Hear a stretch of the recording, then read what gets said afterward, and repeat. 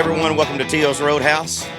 My friend, Mr. Marcus Dowling, in the house. Yes, sir. He is a music writer for the Tennessean. He's had articles in NPR, Rolling Stone magazine, just a whole list of accolades from the Chet Flippo Award all the way down. Congratulations on that. Thank you. So welcome to T.O.'s Roadhouse. I understand that you've been a fan of the show, so this is where the magic happens. No, I'm glad to be here, honestly. Thank you for having me. Yeah. Very honored. We had a chance to have lunch earlier, and so we talked about a lot of things. Yes. Music and just all the different things, and I found it very fascinating. So you grew up in Washington, D.C. Absolutely. And got some early country music experience from some family trips early on. Yes. And an early introduction to hee-haw. Of course. So I'm fascinated by your depth of knowledge about country music and just your passion for the history of where we came from. Of course. So let's start there. Yeah, Let's no start about problem. some of the early people that really inspired you on the country music side, and we can dive into other genres if we want to go there. So it's funny. I'll give you a corollary between something that's not country music and something that is country music. Yeah. So my mother loved Teddy Pendergrass Okay. when I was a child. I'm 45, so I was born in 78. And I became a fan of Teddy Pendergrass because of his cover of Lady, which he released in 1982. As I began to understand the history of the genre and the history of all genres, I learned that Teddy had created this cover of Lady to release to push himself deeper and broader into the expanding country space of 82, 83, when Kenny Rogers was kind of like this massive. So he had a crossover cover guy. of Lady that Kenny Rogers got? Yeah. I did not know that. Yeah, he was. You can find it on YouTube. It's Wow, incredible. cool. When he performed in London, it was the first time he played it. And then 2 weeks later, he had the accident, which left him paralyzed and changed his career forever. And he never released it. But it's one of those moments when you start to realize, like, okay, so I used to always feel weird, like, okay, like I like country music a lot, but here I am. I'm black, and I live around the corner from Section 8 housing in Washington, D.C. I go to private school, like middle school, high school, with a bunch of kids who are into punk rock and house music and hip hop as well. And I'm always coming back to country. Like I listen to Imus in the morning, and it's like Delbert McClinton and all that, and I'm just like I'd always would come back to it. Like all these various points in my life, country reappears, and then it's like I learned stuff like that, and I'm like, okay, so I'm not so weird. So like if Teddy Pendergrass could be into this, then I'm not strange by any stretch. Oh, no way. Yeah. I mean, think about the relationship that Ray Charles had with Willie Nelson. Oh, of course. I mean, that was a magic chemistry, Yeah. and Ray had a tremendous passion for traditional country music from the time he was a child. Right, absolutely. I mean, that's that thing of growing up in the South, and I learned that later on in life about, like, funny thing, like, if you're a black soul artist, so like, Wilson Pickett, Al Green, all these guys who came along, Isaac Hayes, when they grew up, race records, quote unquote, played at night. So if you're a black fan of music, the music that reflected your skin tone and your cultural ethnic background was played after a certain hour at night. So if you listen to radio during the day, all you're listening to was country music. So like when you look at the catalogs of Ray and Al Green and Bobby Womack and all these other guys, like there's like giant parts of their catalog that involve covers of country music because that's what they grew up on. Because if you listen to the radio, Yeah. at that time, like in that era, the race records, quote unquote, that reflected your heritage and background and skin color were played after a certain hour of the night when you should have been asleep. I knowing that rock and roll, especially the European artists, were so heavily influenced by the blues. Yep. There was so much of that culture that bands like Zeppelin and the Rolling Stones and all of them, Right. They drew from a lot of that inspiration. And so did Elvis Presley. I mean, Right. a lot of that stuff was inspired by traditional roots and R&B stuff, but Oh, also absolutely. a lot of gospel music too. Yeah. And even nowadays, a lot of bluegrass still infiltrates into it. So I think we're at the stage now where so much of it is overlapping. Country is, like we talked about Right. earlier, the broadest commercial format in the world. Right. I mean, because it touches a little bit touches of everything. everything, So all of and- that stuff is influenced. And there's respect for everything now. It's one of the things about me having the job at the Tennessean is the fact that I have this understanding and depth and respect for all of it, Yeah. that I can flatly look at it and look at, like, say, like Jelly Roll, for instance, right? Like, it's like I knew Jelly Roll when he was an independent rapper. I sat down with him, and for everybody like watching this or paying attention, there's a song he does called 10-Minute Freestyle. It's the first thing that he released when he got out of jail. He is in a bedroom recording studio. D-Ray, David Ray, who wrote Son of a Sinner, I think. He was in the room. Like, and he raps for 10 minutes. There's nothing country about it. But he's a country person who raps Yeah. incredibly well. So then, 15 to 20 years later almost, when you see where he's at right now, and you want to understand like his country background and why it comes through the way that it comes through, you go back and you listen to this song that is not country at all. Trust me, it's not. Okay. But all of the roots of who he is and his outlawness as it relates comes from hip hop is all right there. It's wild, It's like it's that kind of stuff that to me is the thing that makes this time in country fascinating. I think so too, and I think we're starting. The pendulum seems to be swinging back to me, where country artists seem to start having a little bit more of their own personalities coming back through. It got a little bit homogenized for a while. We went through a period and a section of country music not too awfully long ago that to me was a little bit watered down, and the artists started sounding same old, same old, same old across the board. And I think now with it's starting to have that feel like a lot of the personality from the artists from the '90s, where you had guys that are cutting their own style of what country music is to them. Right on down the list, from Hardy to Laney Wilson to Michael Ray and Right. Jelly Roll, Yeah. and all of those cats are cutting. Morgan Wallen's doing his own thing with Absolutely. a blend and a mixture of all Exactly. those different influences. You couldn't have done that 20 years ago. There's no way. I think that it's a thing where, and it's historically with country, it comes in waves, where country gets introduced to mass commerce, and the scene fills up with the thing that is allowing the genre to grow and make lots of money. Happened in the '70s with the Countrypolitan sound. Happened in the '90s. You were part of it. Yes. Then like in the 2010s, it happened again with a certain group of artists who all tended to tour the same Georgia colleges and universities in the 2000s and play in bars before hip hop DJs, and the sound sounded very much like people who played in country cover bands that were followed by hip hop DJs. And once you fill up the pocket to a certain degree, country music is country music at the end of the day. What excites you about country music when you're looking for a new feature?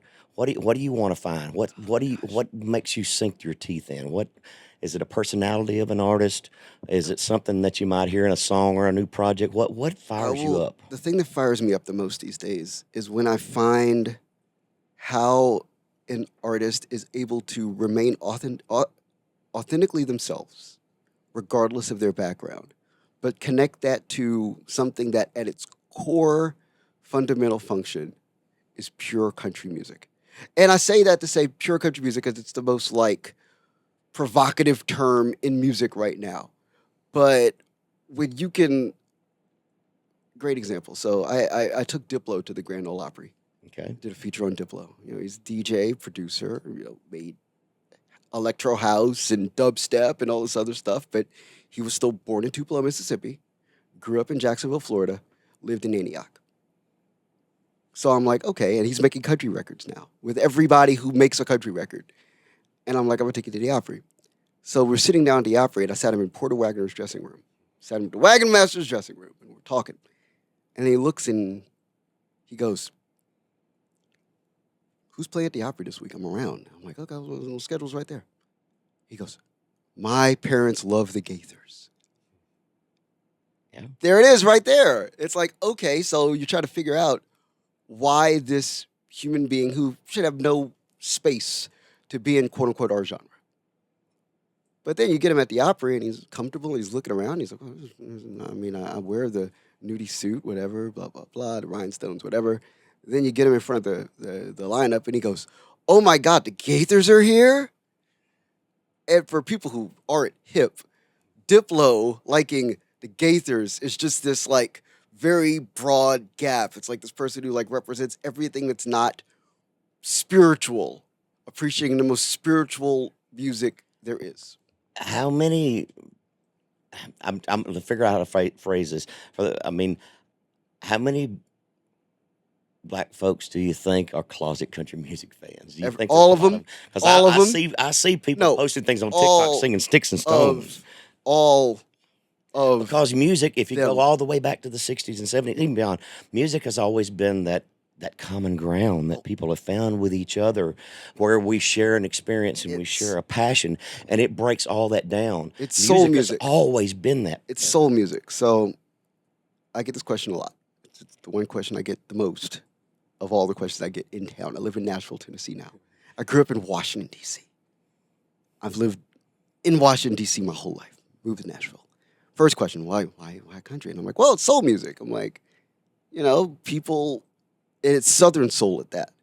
And Southern soul is more gospel and blues and jazz and the Zydeco funk that comes out of, and you know this because you're from that area. Like there's like a pocket up between Texas, Arkansas, Louisiana.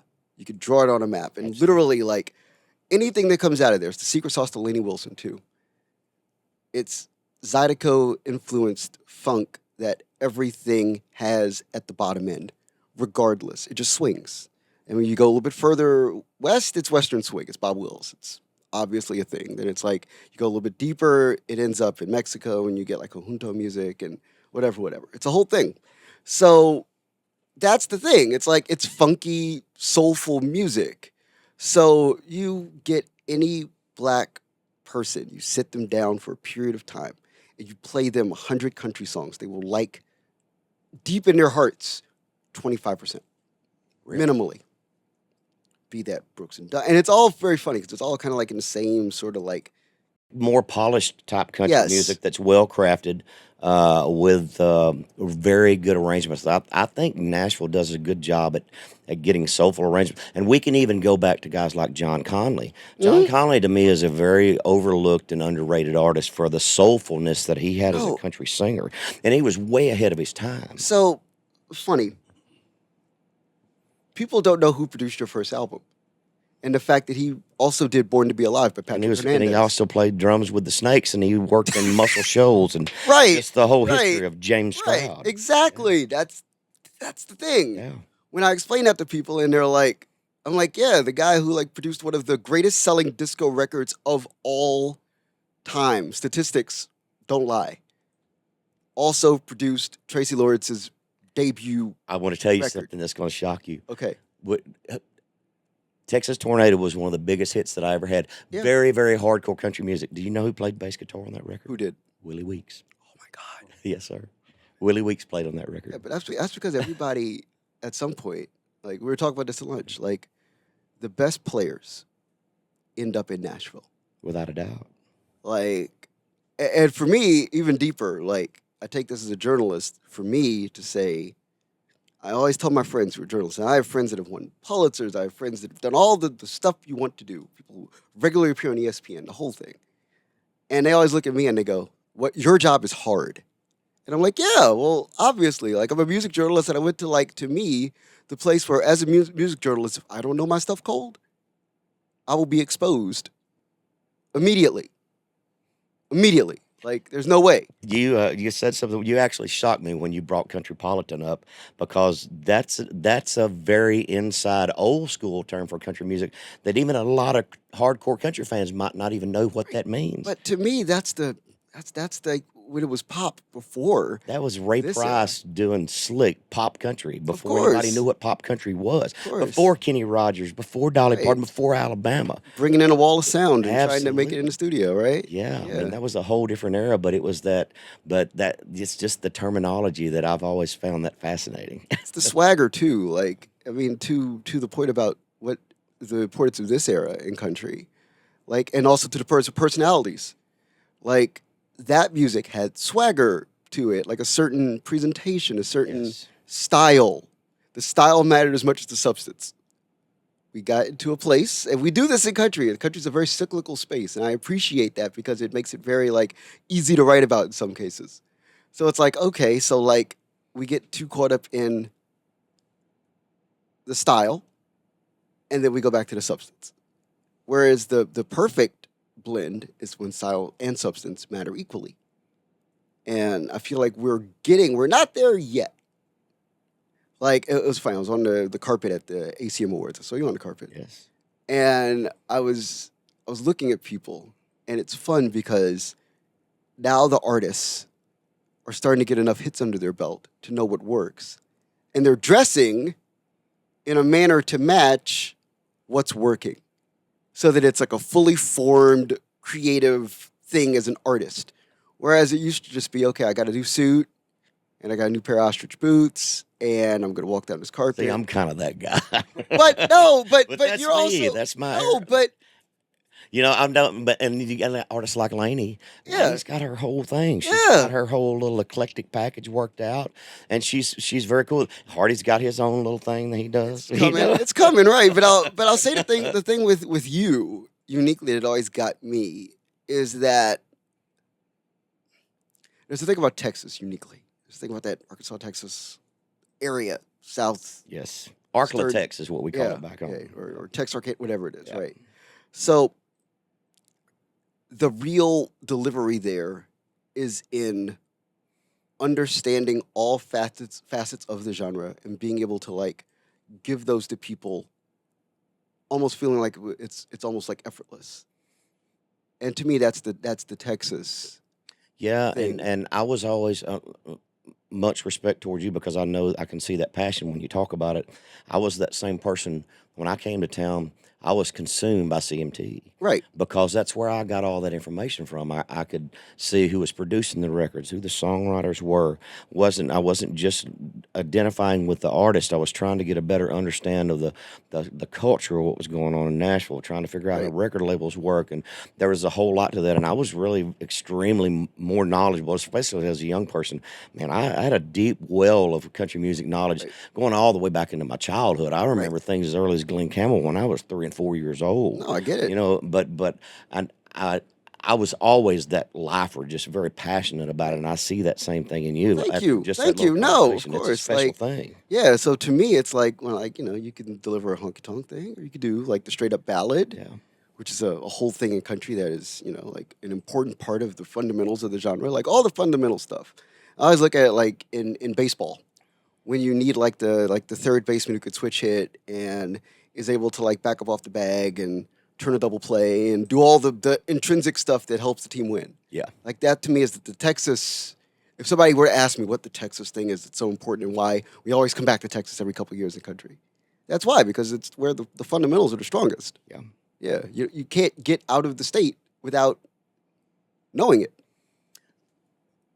Knowing that you have a little bit of a studio background. Yeah. Let's talk about studio stuff. Absolutely. So,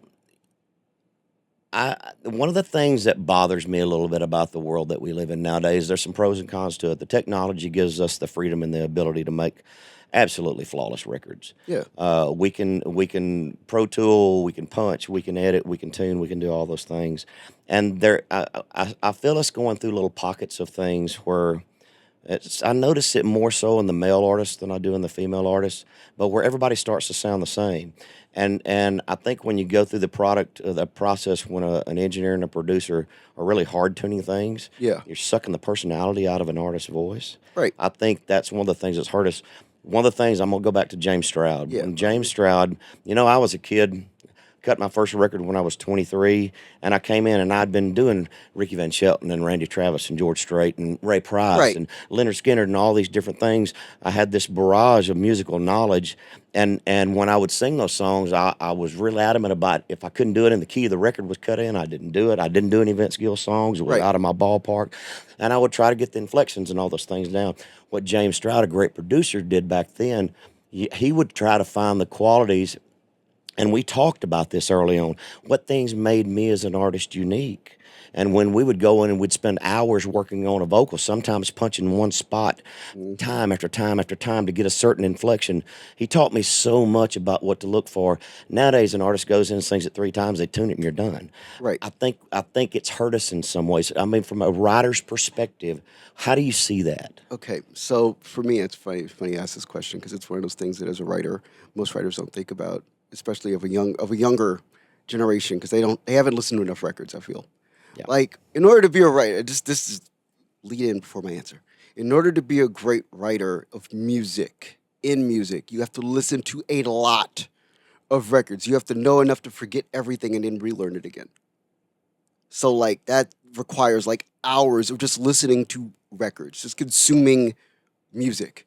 And the thing that you learn about like voices is that the voice is an instrument. Mhm. And the second that you lose the voice as an instrument, you lose an added quality to the record. If the voice is not able to breathe as a key instrumental function of the record's connectivity, then you lose the ability to make an actual hit record. And and you could say like it's like, oh yeah, well somebody so and so has X number ones, but which ones do you remember? And then you sit back, you look at it, you go, okay, listen to the vocal like performance on the track. Like we were talking about Jones earlier, George Jones. George Jones's voice is one of the great standalone instruments of all musical history. And on every single great Jones track, he stopped loving her today. The voice is allowed to breathe and work as an instrument in concert with other unbelievable instrumentation on the same song, Yes. in the same record.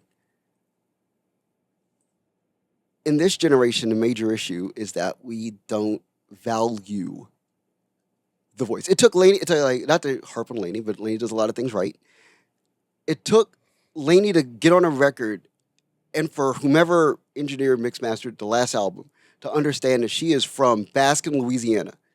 And that voice does a thing and has colors in it that don't exist in mainstream country music. And let it stand alongside, beautiful steel guitars and, like soulful drum pickups and a lot of that stuff. That record overall, and I've listened to it from top to bottom more than once. The songwriting is impeccable because the visual imagery that she's done. I know she's surrounded by really good writers now, but she's done her time. Right. She's put her 10,000 hours in. 12 years. and the production elements, there's little nuances that make it contemporary that don't make it sound stale and dated, but they've still got the country and the fiddle elements in there. They've held on to the country roots, but they've been able to make it fresh, and that's the mark of a good producer, knowing how to blend those things and put them together. And it's also, it's funny, at this moment I was sitting with Dionne Warwick a couple months ago. She was in town when she was doing the Dolly duet. And it was funny because she's Dionne Warwick, and you're waiting for Dionne Warwick to tell you like the thing. And I'm thinking it's gonna be some other thing, but then she goes, so how many chords are in a scale? I go, 8. She goes, well, I use 13 because I work chromatically. And I'm like, okay, cool, amazing. And she goes, well, we all use the same chords. And then I'm like, well, fair. And then she goes, well, then what is the great differentiator between like me and somebody else? And I go, well, what is it? She goes, interpretation. And she's like, the great voice as an instrument that's able to interpret a lyric and work within the bounds of the song as it is played by the players in the room. She's like, that's the magic. And I'm just sitting there and I'm like, it's like talking to Yoda. You're like, oh, well, okay. Now I know. And I feel stupider for 15 years of my career for not knowing that, which it seems like the most obviously, like, brutally simple thing in the world. But there it was. Well, and there's other things to that, I think, too, though. It's timing. Right. It's the marriage of the perfect song to the perfect artist at the right time. You could take the perfect song, whatever that song would be, and you could pick 5 very talented, well-respected artists and give them just a rough work tape of this song.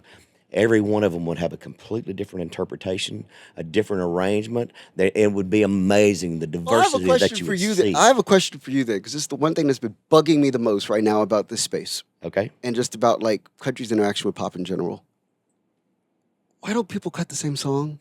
We were just multiple talking about times this the other day because they used to do it. Yes. Waylon and Willie and Merle, they would all cut. And everybody would cut Crazy Arms. Right. They did. And I think I figured out why they did it. So when you work together, you have tunes that you've shared space with, and you can go out and do in concert because they all overlapped and worked together. Exactly. Everybody's scared to do that now.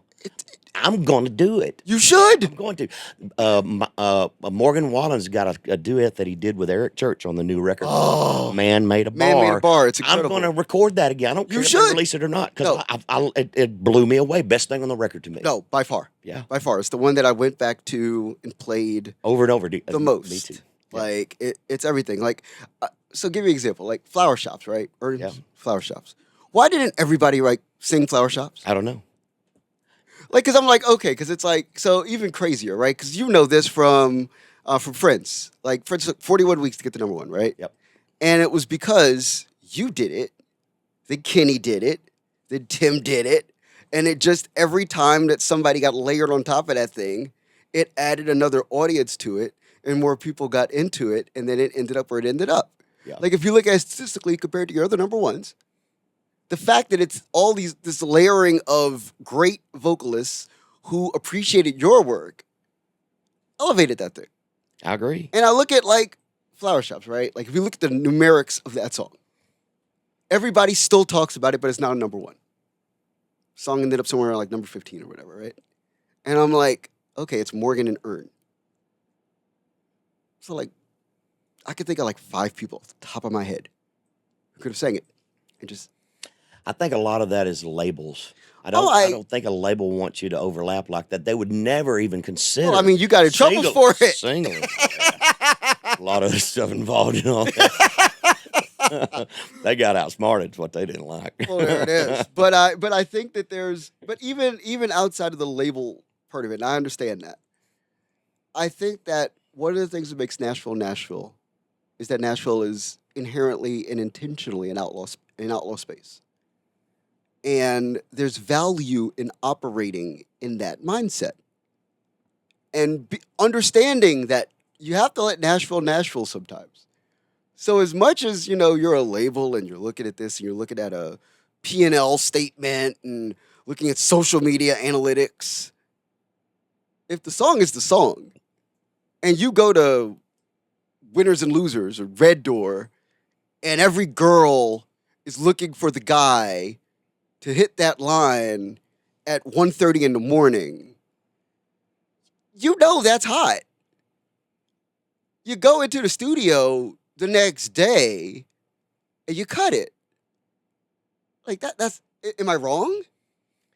It can happen that fast. But that's what it's supposed to be, right? If hot is hot, right? Yeah, but there's so much red tape and time built in between, and licensing and getting this label to sign off them using the intellectual property of this artist and all that. I mean, there's so much stuff that slows the process down, that takes the creativity away from artists being artists. I thoroughly understand that, but I also understand that I also, it's funny, I was talking to Diplo back to that, he comes from, he made dance records act like rap records on the pop chart. That's how he made his entire stardom happen.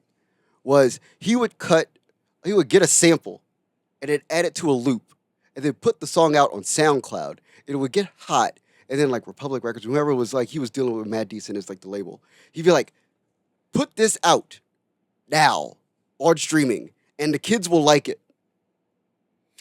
And boom, they did. Yeah, and they did. If he had been on in a major label system trying to release something to commercial radio, that would have never happened. Right. No, I know. Yeah. But I think that you could do these things because we were talking about this at lunch too. You could do this without the radio system. Right. So in my head, I'm like, again, back to the point. You're telling me you can't just drop a vocal that you just did as an iPhone note. I think Instagram. You can do all that stuff now. Right. Absolutely. It's just to me, and I look at stuff, and I look at a lot of songs what is it? Son of a by Dylan Carmichael. Okay. Which is a fantastic song. I did a piece about that song, and I believe in it because I hear it, and I'm like, oh, everybody can understand the lyric.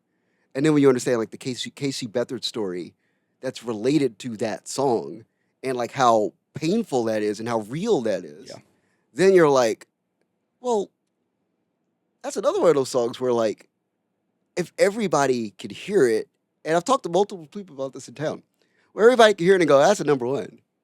And then it's at number 29, and you're like, in a different era of this place, it was a lot easier to be able to like say, I like your song, Dylan Carmichael. I'm gonna cut it if you don't mind. Or even if you do mind, I don't care. I'm gonna cut it. And we're gonna get this out, and you're gonna get a number one come hell or high water. Whether it's on you or if it's on me or if it's on the next person that touches it. It's a whole thing. Yeah. And I trouble myself with this, doing my job. Because my job is to like listen to the music and watch the culture and see the people. And then I have to look at social media and see what the people are talking about. And then I look at the chart and I'm like, and then I talk to my friends who work in radio and I go, what's the story here? Oh, well, it just sometimes a song just peaks with a certain number of spins and just doesn't do what else it does. And That's a crock of crap. And in my mind, I'm like, Yeah. well, like, again, in a different era of this town, in a different way that these records used to work, if you knew the song was great, you just cut it. And if you did better, you at least credited the person who, as a songwriter in some way. So that it's like, okay, well, you still got a number one, pal. You're good. Yeah, and there's so many things that play into all that stuff, man. Little things like getting sideways with the head of the promotion department and your management company. There's little things that can throw a monkey wrench in anything that's going on. And what a lot of people don't realize, the most important thing that an artist can have is momentum. Right. Once you get momentum, you better do everything you can to hold on to it, because once you lose it, you might never get it back again. And that's a real truth. And there's so many people, as I look back over my career, there's times that maybe I should have been a little bit more like a tree in the wind, and times that I should have stood my ground a little bit harder. But it's so hard to do.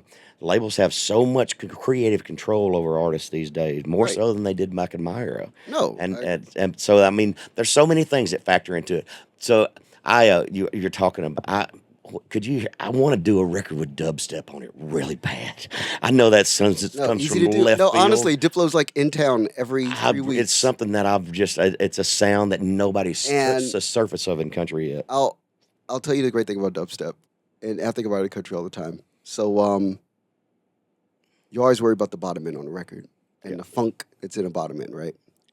Well, with dubstep, it's pretty much like a red line that occasionally has gradations at the bottom end of your track. Just a simple bar. Whoom. But imagine what you could do with like, and I've seriously thought about this. Imagine what you could do with like a really good steel player. Wow. With the frequencies, just frequency based. And see, I don't really understand the whole process of how dubstep works. Well, okay. So take like the biggest funk record you could think of, right? So take like Funky Drummer. Okay. James Brown, Famous Flames. And you take a drum hit off of that and you expand it out in Pro Tools. Okay. Pull it all the way out. So like thunk becomes thump. Okay. Yeah. Now imagine you layer like a live steel player who's allowed to have melodic gradations and chordal changes and such over top of that. Then you put the vocal again as an instrument on top of that. And then you squeeze it back down to get that sound? Yeah. So you can layer harmonic parts, so it's not all about because there are tones and things down in dubstep that I hear. Yeah, because that comes from the live instrumentation of melody that you're putting on top of what is essentially like. And the only way to really recreate that, you couldn't really recreate it. You have to pretty much play samples, play the track back with us. So you couldn't get that whole thing out of a keyboard. Right. I mean, in a live situation without pre-production going into it. Right. So you're essentially like triggering samples with a keyboard. Gotcha. Yeah. What do you think what's the hardest part of your job? Maintain the energy, honestly. Yeah. Because, oh gosh, I'm gonna sound like an old person, but I don't care. Come on, join the club. So there used to be a time where, like, as a journalist, you wanted to be a journalist on some level because you couldn't play an instrument, and you wanted to be of contributing benefit to the industry that you appreciated. Yeah. So you thought like an artist, you work like an artist, you maintain the same energy that the artist maintained. Because it's like if you look at like Rolling Stone magazine in like 1969, or if you're in the 70s, you read like Cameron Crowe and Ben Fong Torres, and if you read Cree magazine, it's Lester Bangs. They wrote with the same energy that the people who were playing the music that they themselves could not play occupied. That's why Lester Bangs' stuff is so good. It sounds like punk rock. Yeah. It sounds like unhinged rock and roll. Now, you get people that are more classically trained as writers or who come to town because they want to write, and there's nothing wrong with that, but to the detriment of understanding the pacing and timing and energy of the music which they wish to write about. So it's like, okay, like country right now is moving in a way it hasn't moved in 50 years. Like people are cutting records like left and right. And it's like stuff is progressing. Boom, boom, boom, boom, boom, boom, boom. Around the world. Right, exactly. So yeah, it's like if you move with a slow energy to that, you're kind of like picking one out of the sky. You're like, okay, so the Parker McCollum record is the thing I'm gonna write about today. And you write about it. And it takes a thing and you get it out. But then there's like 25 records or 25 movements that have gone by you. And you're looking around trying to find the next record, but they're perfectly good records that have just gone right by. So for me, I'm like, all right, well, to maintain that energy, I'm like, all right, well, I have to stay excited about the music, which I am, but it's like maintaining that when the quality of records is so good. Like with Chapel Hart and Parker McCollum and Diplo and Charlie Crockett and 49 Winchester and Ernest and, Willie Nelson's turning 90, all in the same like cycle. Yeah. And I didn't even touch everything. Like, there's like Ella Langley and Katie Offerman and this and that. And they're all making really good music. Nobody's like underwhelming the space. And I'm like, crap, like I gotta like have enough energy. I'd be like give you an example. Like I wrote 379 pieces for the Tennessean last year in 365 days. Yeah. But the reason why is because if you look at the space, like, am I not gonna write? Am I gonna miss like?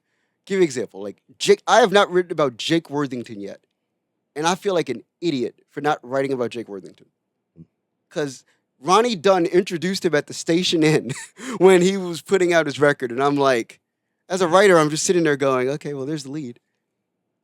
Like sitting right in front of my face is Ronnie Dunn. And then you listen to Jake's record, and he's got like Brooks and Dunn classic stuff all over it. And I'm like, I don't have the energy to grab his record because I'm too busy with like this and this and this. And I'm just sitting there and I'm going, okay, there's got to be a single. So you get his PR. You're like, hey, where's the single coming? Because I got to write about it. Because I missed it these other 3 times. And I'm terribly sorry. I'm egregiously sorry because I know this guy's making good music. That's the thing that, so it's keeping up the energy to maintain with the pace of quality that is coming out of Nashville right now. What do you do when you burn out? Where you go? What's your sanctuary? Oh man, that's like the best question. So like, I used to be a runner. I told you this. Yeah. I used to be like a very like long distance runner. But what's funny is that I've gone back now because I do what I do for work, and it colors the way that I understand all music. So like, I'll fall down a YouTube hole. That's what I'll do. I'll lay in bed because I'm an old person now, and like one of my knees doesn't work. So like, I have to lay in bed. I have my treadmill's in the garage. It's a whole thing. I have a treadmill next to my weight bench now, and one of my knees doesn't work. So it's like I can only run but so far. Then I sit in bed and like, so like, Cher, for instance, the Cher Show. All of these episodes of the Cher Show are available on YouTube, and it will be like Cher with LaBelle, right? Looking crazy, right? Right. It'll be Cher now. right. It'll be Cher. It'll be Cher with LaBelle on the same episode as like Dolly Parton and a Broadway actor. Yeah. And I live and work in Nashville now, so this is it's still ridiculous, and I can just sit there and watch it, and I have a whole new appreciation for it. Or like I cook a lot.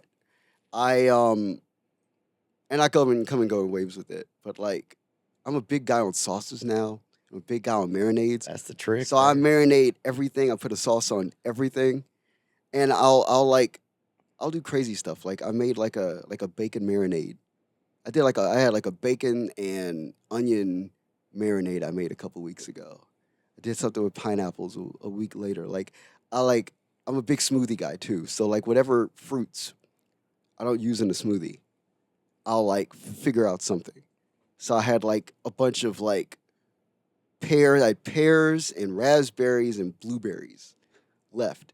And I figured out something to do with the pears, and I made a marinade for steak with blueberries and raspberries. You watch too many cooking shows. No, man, I just get bored, and I want to like figure out something to do that doesn't involve me having to listen to music. So We had talked about this before Yeah. about the energy in the newsroom, and I want to get a better feel for that because one of the things we talked about was just how different working at a newspaper is now. The energy, the old days, all the movie things in my mind. I remember seeing the newspaper, all the King's Men, right? and the deadlines and the pressure of everybody on the floor trying to get things done and all that stuff. Okay. The whole newsroom is a completely different place now. Give me your vibe. Okay, of what so goes all on. of our news writers are still at the office. Yeah. It's kind of great. Like I come in not because I'm lazy.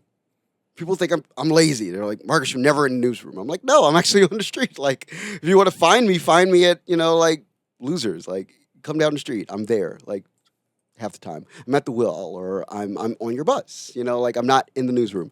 But our news writers are all there. And they're like hustle and bustle still because the news happens and they do what they do. But like outside of that, like, we used to have 3 music writers at the papers, myself, Matt Lamcooler, and Dave Paulson. Dave's now at the Hall of Fame. But like when it was the 3 of us in the office, we'd sit there. And it's a funny thing when a great song breaks in a newsroom. It's one of the things that I've never experienced because I had never worked in a newsroom physically as a music writer. So like, let me think of a good example. So like Charlie Crockett's last record came out, the first of the 2 he put out in the same year. And I was sent it. And I sent it to Dave. And then Dave kind of like, he's like, cool. Then I sent it to Matt, and he goes, I just listened to Charlie's last record like last week. Like puts out records like all the time. And I'm like, yeah. But I'm like, listen to this. And he sent him a track. He's like, man, that's the stuff. And then somebody else says, that's the stuff. And then I say, y'all, I know that's the stuff. And that's when you know what a hit song is. And it broke my heart a little bit because I never got to work in like a newsroom in like the 90s country, or like, like 70s country, like when Willie Nelson puts out Redheaded Stranger and somewhere somebody has like an actual record player somewhere and they get like the lucite copy, the white label, put it down. I had several friends at Country Weekly back in the 90s. They were part of the Enquirer world, but that would have been a fun experience to be part of that because there were some great articles. I mean, country music was so fun back then. Country Weekly, I miss those publications. I cut my teeth on those publications. Imagine for me, I'm a African-American person from Washington, D.C., living, like I said, around the corner from Section 8 housing, and I'd go to the grocery store and you get Country Heat, Country Weekly, whatever it was. Yeah. And you'd read these articles. Sometimes it was funny when I won the Chet Flippo Award. Sometimes they were written by Chet, who I didn't know was a real person. I just thought Chet was this like icon who sat on high and wrote all of the words about country music. He was a legend. Oh, it's incredible. Like, you don't understand. Like, it chills up my... Yeah. I've been writing in country music for 10 months, and the International Country Music Association gave me the Chet Flippo Award. Those guys are Rolling Stone. Yeah. I'm a... Ben Fong Torres, Lester Bangs, like, if it was from Cream or Rolling Stone from a certain era, I'm like, those words still mean a lot to me. So it's like the Chet Flippo Award from Rolling Stone and the ICM. I'm like, and I've only been here for 10 months? Okay, I must be doing something right. But, like, that stuff to me was cool because it's like, country was still a foreign genre to me at that point. Like, it wasn't like a thing where I was like, super hyper aware of like everything going on. I didn't even know it was all for me. That'd be very validating for you. I mean, that's a huge thing. I mean, and just having that credential from somebody that was that respected. It validated everything for me. It made making the move very easy. This could have been a very difficult move and very stressful Does for it my make life. you push that bar up that much higher to have to live up to that expectation? Every You do that day. to yourself? Every day. I put the pressure on myself every day. If anybody ever follows me on social media and they look at it, my life looks like it's out of a comedy for some people. But I force myself to exceed emulating the people that I knew did it best. That's the thing for me. It's like if I look at the country music space and I'm like, Chet was a writer here, Brian Mansfield was a writer here, Cindy Watts, still is a writer here. Like these are all people that I look at and I go, you did the job before me. Now I have to meet or exceed your standard. They're on like a cultural, stylistic, like aesthetic level. It's like I look at Elvis and Studio B, which is a physical location that exists in the town I live in now. Yeah. So I'm like, I gotta okay, during COVID, I discovered high collared shirts because I watched a bunch of Elvis documentaries and I love Elvis to death. And I'm like, I have to and everybody says, oh, Elvis stole from black people. And I go, well, okay, well, if he stole from black people, I just steal it back from him. That's cool. And I I found always often wonder what in his mind when did he decide he was going to put a one piece on? Because that was a big change. I mean, I'm sure it was for ease of comfort on stage. It's probably so. Yeah, but no, it's a whole thing. It's that and the cape. The I mean, cape. you get the cape. Well, you get the cape from Memphis. Yeah. When I went to Memphis and I went around the actual hood of Memphis, which is still the same as it was in 1972, which is crazy, but in and of itself.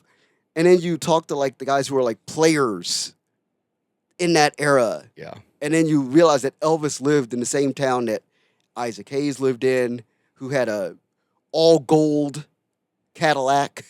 And then you have Al Green, who was such a liver of life that he was burned by a pot of grits.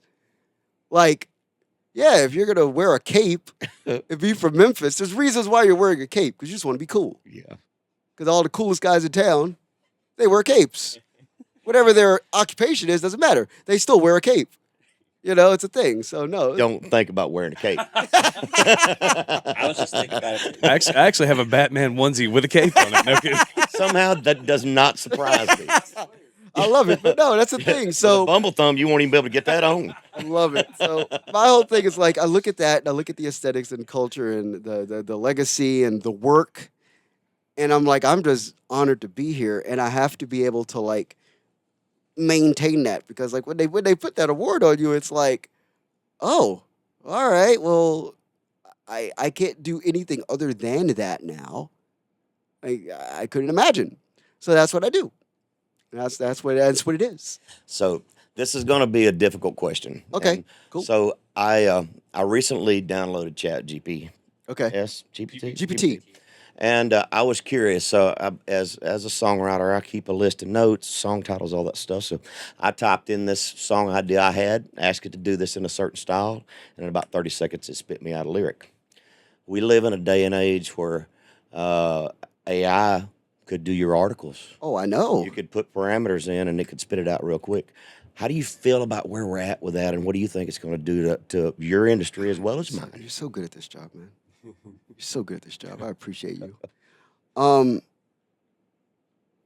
Long before ChatGPT was a thing, long before AI was a thing, I wrote a piece. I used to do stuff for Medium, and I wrote about John Henry and the Ballad of John Henry, and how I felt like I was John Henry.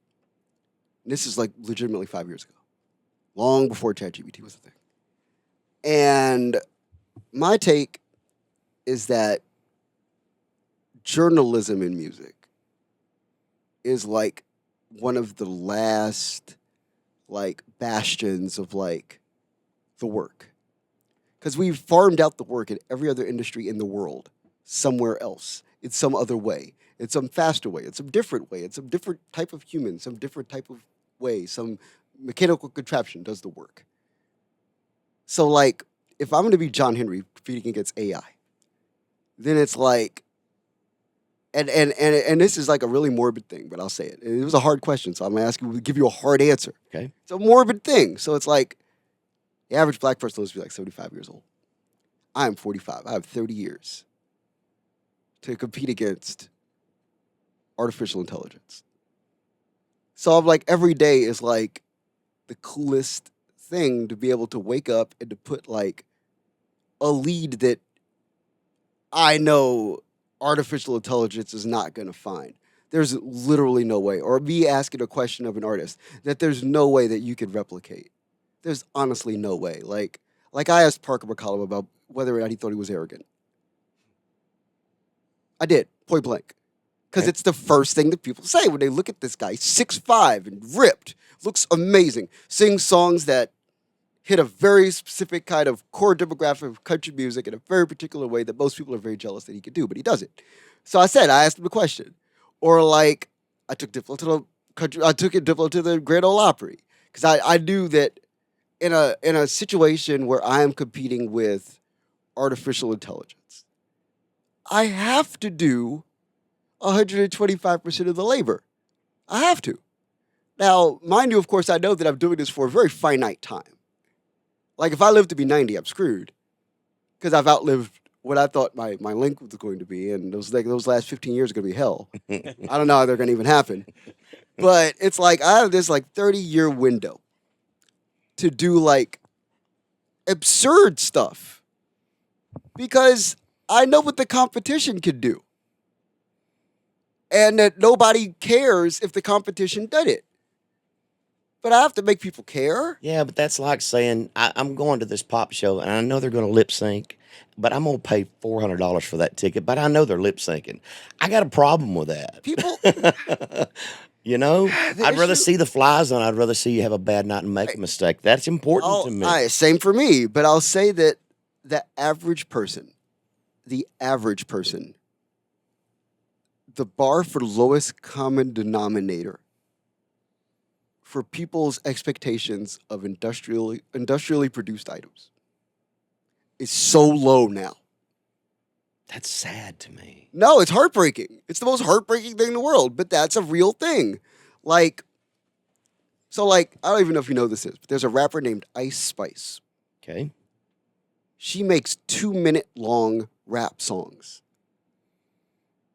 How long to you is a chorus in a song? Oh, 4 to 6 lines tops. But how in a structured time that's In a structured time, I mean 20 seconds.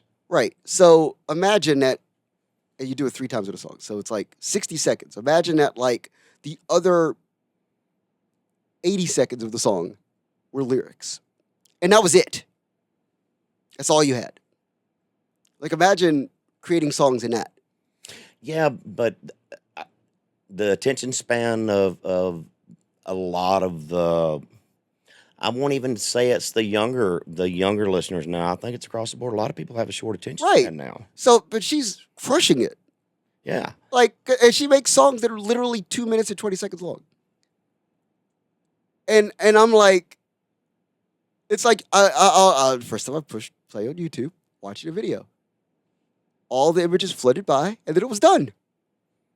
And you go, where's the rest of it? And I was like, where? And it was the first time in my life that I ever felt old. Ice Spice. To the death. Like 2 minutes and 20 seconds. And that's when I realized where the bar was. Is any of the AI stuff happening in the newsroom? In I mean, in some newsrooms, absolutely. Absolutely. Wow. Absolutely.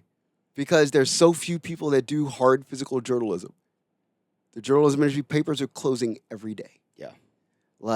And there's still a need for news. And if you could algorithmically create a story to get it out immediately, because you're playing a game after hits, it's and we're looking for subscribers too. So it's, like Tennessean is 6 months for $1, Tennessean.com. Put the plug in there. Get that in there. Cheap plug, always. But no, it's a thing. So like when you're playing that game and it's all about speed is the essence, time is the essence. If they could churn out a story in 30 seconds, it'll take me 20 minutes. So do they put the same kind of headline pressure on you? Shock factor sells. Do you feel like sometimes I just took an SEO class last week. Really? Oh yeah, absolutely. Look at my headlines right now. You can pull them up on the phone. Those are all SEO optimized. Wow. I understand my job very well. And I try to add some level of, deeper humanity into it, but I also know my job very well. I took an SEO class. Absolutely. As a fan that reads your articles, that listens to the genre, that listens to the music, when they read an article or a piece that you've done on a young artist or even a legacy artist, do you think they're more interested in your take on the music or more interested in your take on the personality and the person? People come to me for the personalities. Gotcha. They absolutely do. Because you can find the music anywhere. Everybody writes, everybody sings. Like, literally. In this era, everybody writes and everybody sings. There's 150 number one singles? Yeah. In the last, 2 years of country music or something? It's crazy. So, everybody writes and everybody sings. So, people come to me because I don't care. I don't. I know it sounds good, and that's why we're doing the story. I tell people all the time. People will watch. People sit down. But you have Allie's to- right here, so she knows. She's been in the room with me, and it's a thing. I'll break it down. I'll sit there in the room, and somebody will think that I want to ask them about the song. And I have that much interest in the song. But that song or something in that body of work had to lead you to want to talk to them. Right, exactly. But then the question is about why. Yeah. That's the question. The question is not what or how, but the major question is why. And then on top of it, there are artists who will watch this and probably laugh out loud because I've done it to them. I don't want the answer that you think to give. I want to break that paradigm immediately. Too often it's well, I try. It's the post game of the basketball game. Well, we went out there and tried really hard, and I hit shots when I didn't miss them, and we won. Yeah. And I'm like, no, that's not the answer. Why did you do it? And it's well, you don't want to know. I'm like, well, I do. And it's I don't care if it's really simple. I don't care if your basset hound looked at you in the middle of the night and you got the idea for the song. That's the story. That's what I care about. Well, let me throw this at you. Yeah. So I went through a period and I think a lot of older country artists did. We didn't just make songs or record records. We kind of lived it. A lot of times Yeah. we lived vicariously through those songs, or we recorded songs about things we'd experienced. Seems to me we've gotten away from a lot of that. But if you just recently, Morgan Evans and Kelsey Ballerini Right. went through their nasty divorce. Yes. And they both wrote real personal things. Yes, they did. That was kind of a tit and tat for each other, going after each other. I found that very fascinating, the way that radio played into that whole thing. You don't see that very much anymore. Because they want it.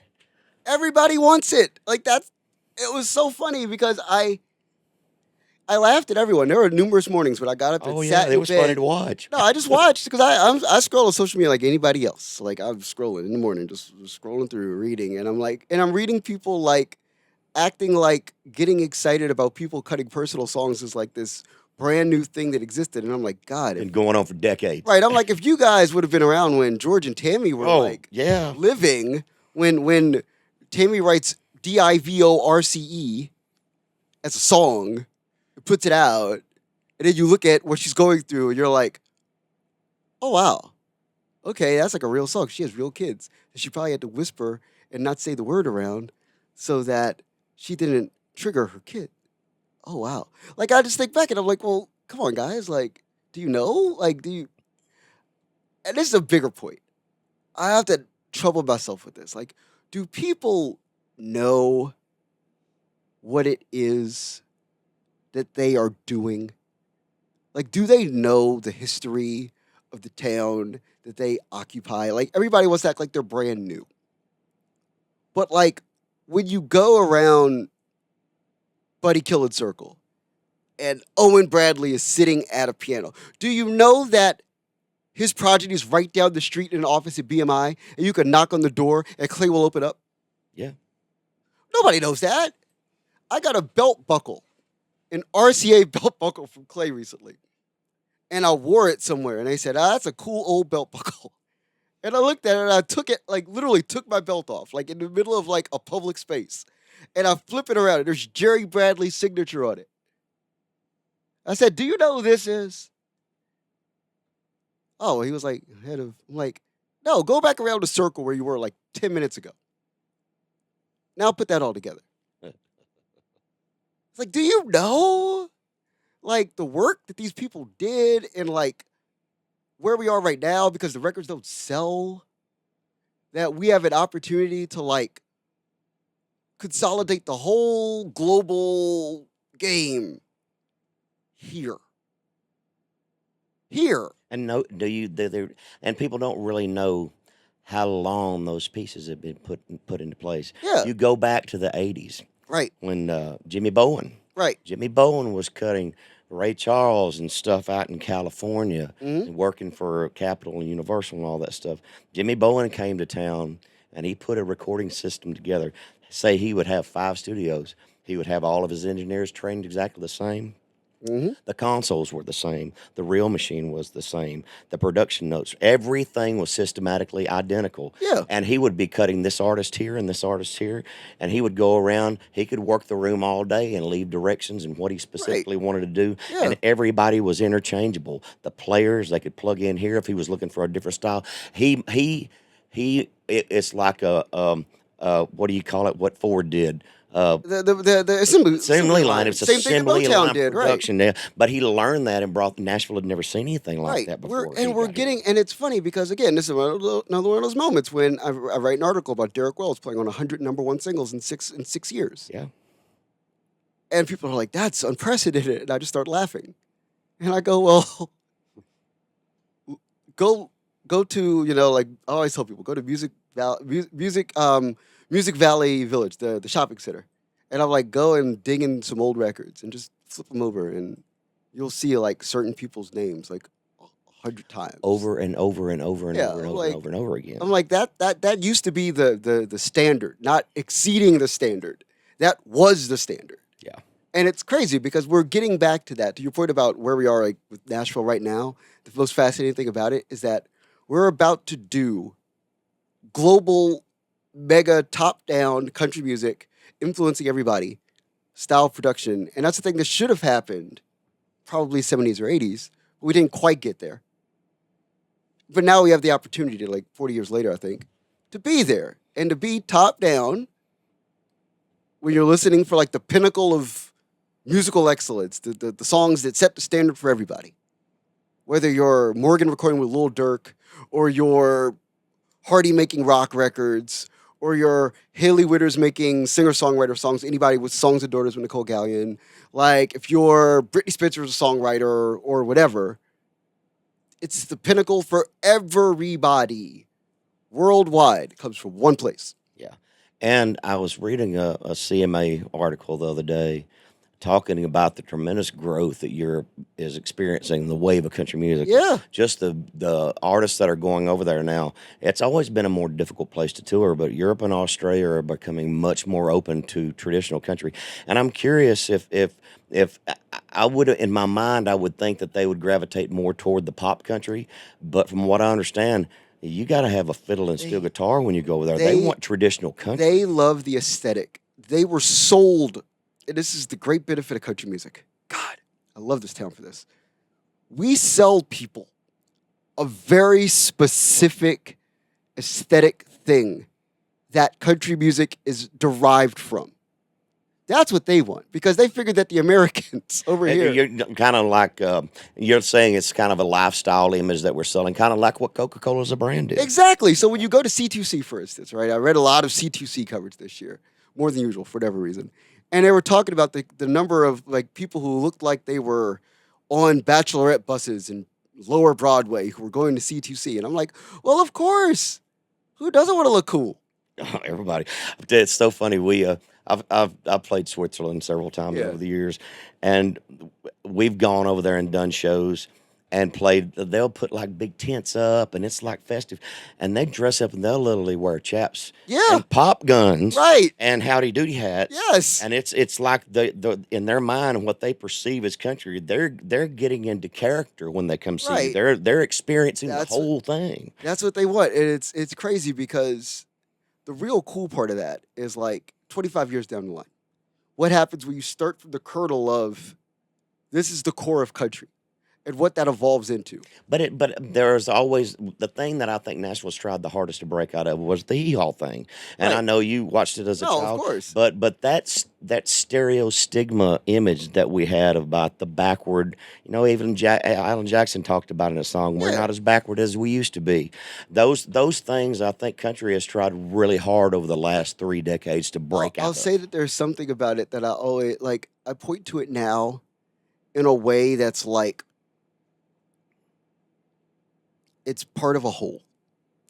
So you can do stuff with it that's cute and funny and pointing to a historical tradition. Yeah.